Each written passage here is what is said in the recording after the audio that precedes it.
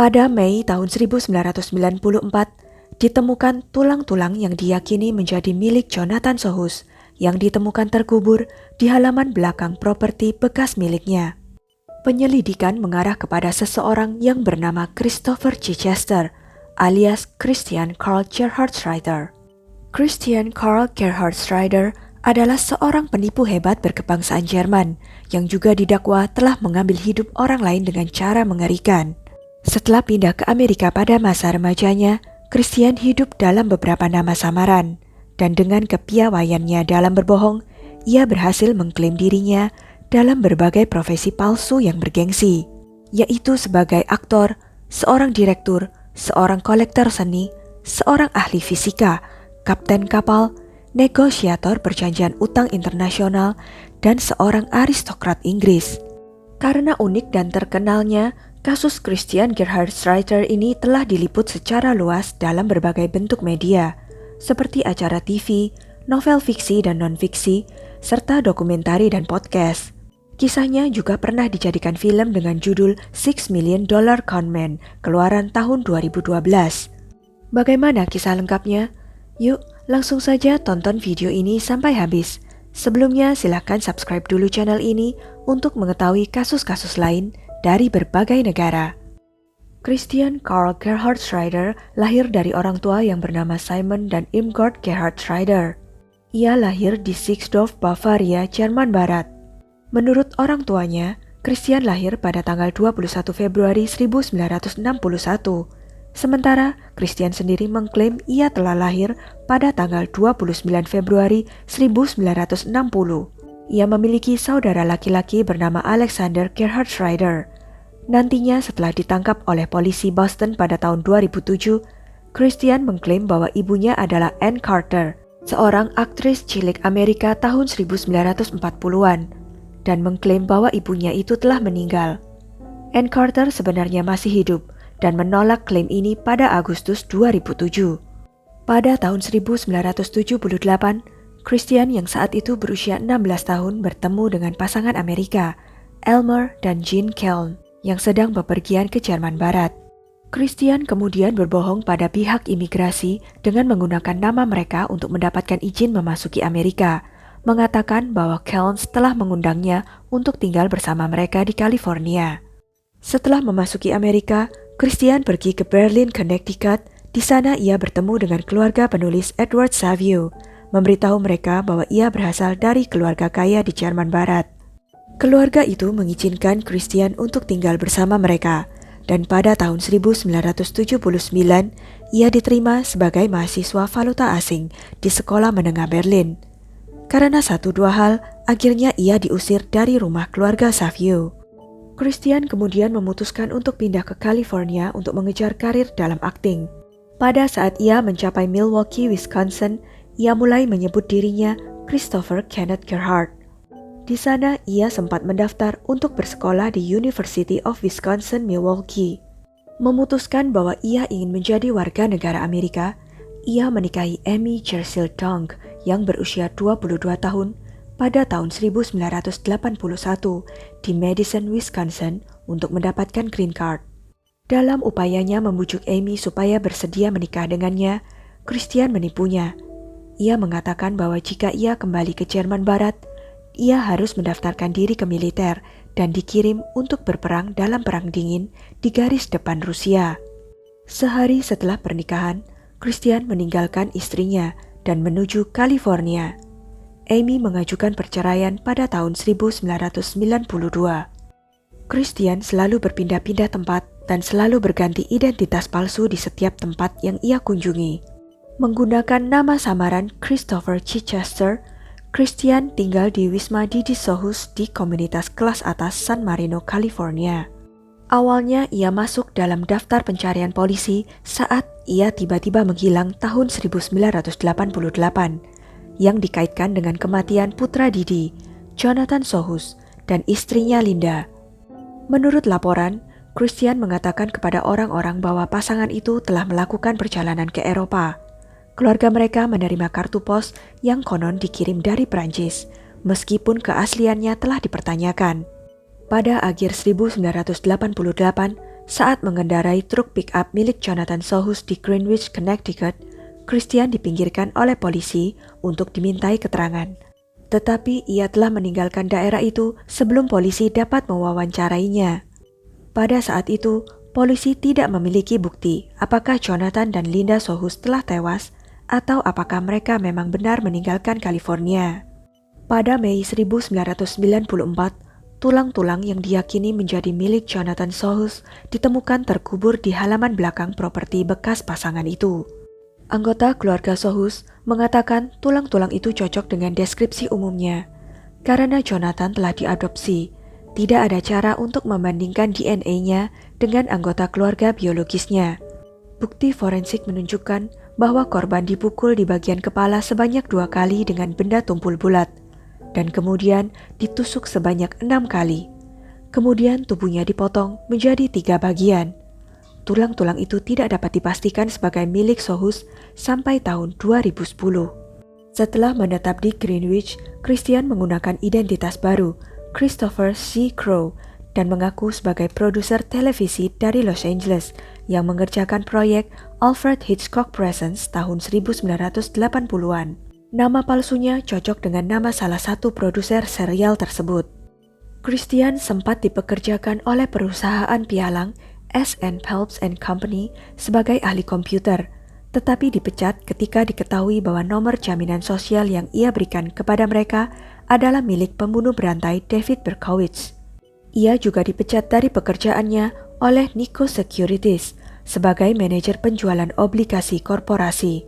Christian juga sempat bekerja untuk Kidder Peabody & Co., tetapi berhenti dari pekerjaannya dan meninggalkan identitas Christopher Crowe ketika ia mengetahui bahwa polisi sedang mencarinya sehubungan dengan hilangnya Sohus.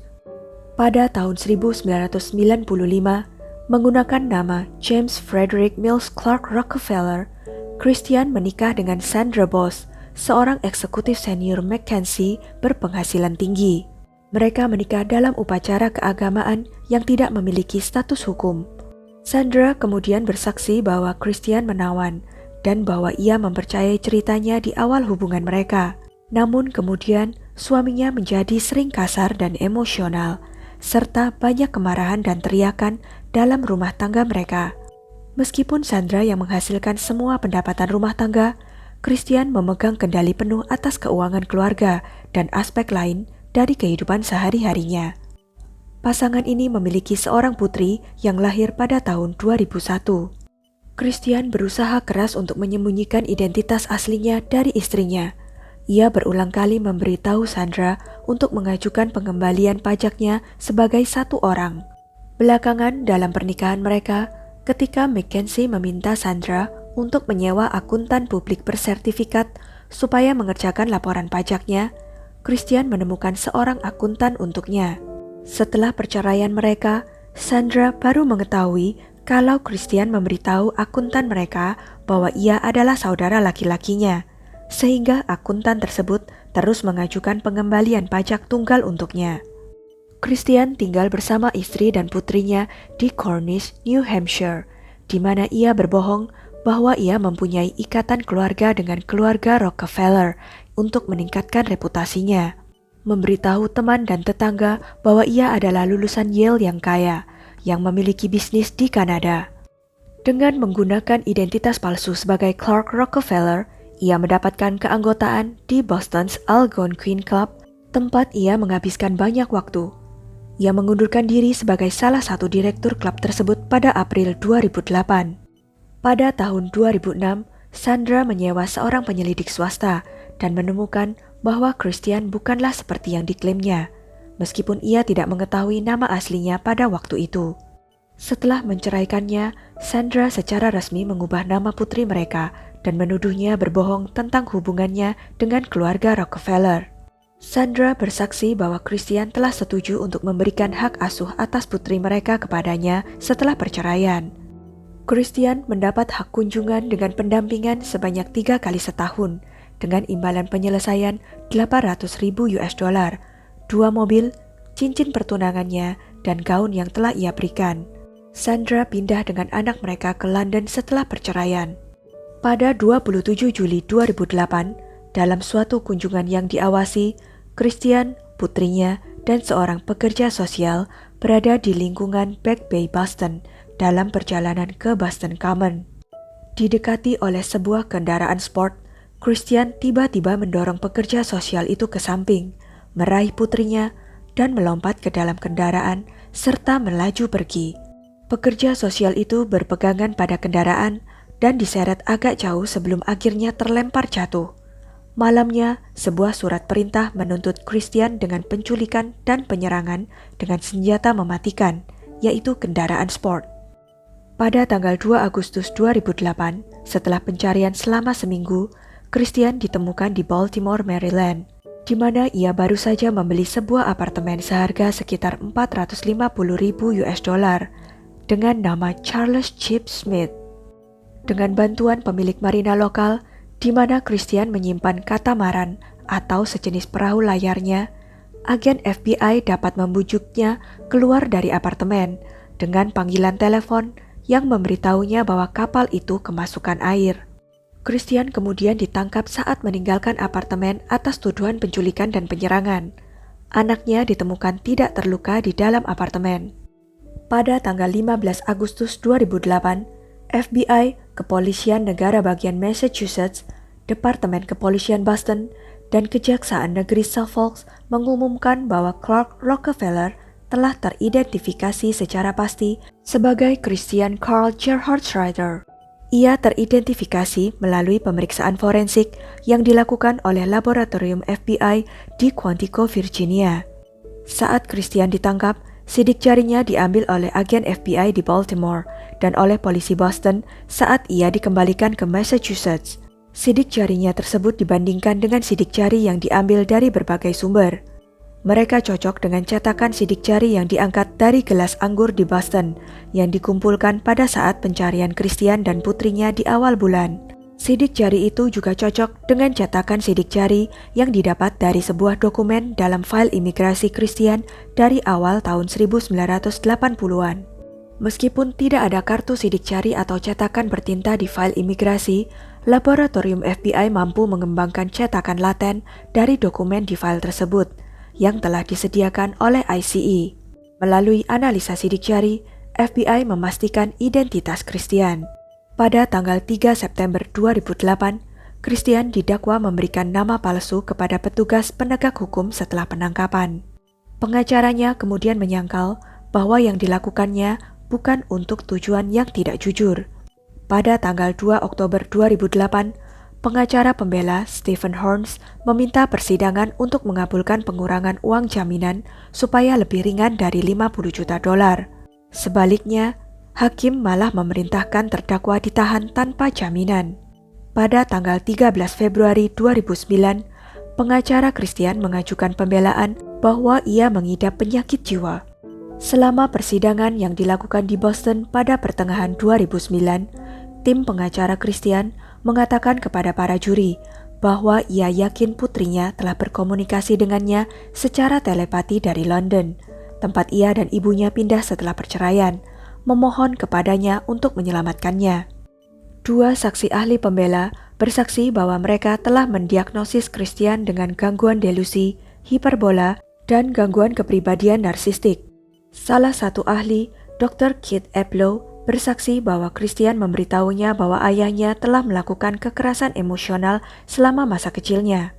James Chu, seorang psikiater dari pihak penuntut, bersaksi bahwa ia telah mendiagnosis Christian dengan gangguan kepribadian campuran, dengan sifat narsistik dan antisosial, tetapi merasa bahwa Christian telah membesar-besarkan gejala penyakit mentalnya dan sebenarnya mampu mengetahui benar atau salah. Ia mencatat bahwa terdakwa diduga telah merencanakan dengan cermat rincian penculikan jauh sebelumnya. Pada 12 Juni 2009, juri memvonis Christian atas penculikan putrinya, serta satu dakwaan penyerangan dengan senjata berbahaya, karena memerintahkan pengemudinya untuk tetap melaju menjauh, bahkan ketika pekerja sosial putrinya tergantung di kendaraan. Hakim menjatuhkan hukuman 4-5 tahun penjara atas tuduhan penculikan, dan 2-3 tahun bersamaan atas tuduhan penyerangan. Kemudian pada musim semi 2009, Dibentuk Dewan Juri untuk memeriksa bukti dalam kasus Sohus. Hakim Frank Gasciano pada saat memimpin persidangan penculikan anak yang dilakukan Christian melarang jaksa memberikan bukti tentang kasus Sohus untuk menghindarkan prasangka juri terhadap terdakwa. Pada tanggal 15 Maret 2011, jaksa wilayah Los Angeles menuntut Christian atas pembunuhan Jonathan Sohus. Sidang pembunuhan diadakan pada Maret dan April 2013 dan diakhiri dengan Christian dihukum pembunuhan tingkat pertama pada 10 April 2013. Putusan itu termasuk gugatan penggunaan senjata mematikan untuk memukul Sohus sampai mati. Bukti dalam kasus tersebut sebagian besar tidak langsung, tetapi para juri paling terpengaruh oleh adanya 2 tas buku plastik yang ditemukan terkubur bersama jenazah Sohus. Satu dari University of Wisconsin, Milwaukee, tempat Christian menghadiri kelas antara 1979 dan 1982. Dan satu lagi dari University of Southern California, tempat Christian mengaudit kelas film. Juri juga mempertimbangkan bukti bahwa Christian mengendarai truk pick-up Sohus setelah pembunuhan tersebut. Pada 15 Agustus 2013, Christian dijatuhi hukuman maksimal 27 tahun penjara dengan kredit selama 1 tahun menjalani hukuman setelah menyelesaikan hukumannya di Massachusetts. Setelah ia dinyatakan bersalah, Christian memecat pengacaranya dan mewakili dirinya sendiri selama fase hukuman. Ia tetap mempertahankan ketidakbersalahannya selama sidang hukuman dan berkata, "Saya ingin menegaskan ketidakbersalahan saya dan bahwa saya sangat yakin bahwa istri korban membunuh korban. Tetapi sekali lagi, saya tidak melakukan kejahatan yang dituduhkan kepada saya. I want to assert my innocence, and that I firmly believe that the victim's wife killed the victim, but be that as it may, once again, I did not commit the crime of which I stand accused." Hukumannya dikurangi saat naik banding pada tahun 2015 menjadi 26 tahun penjara.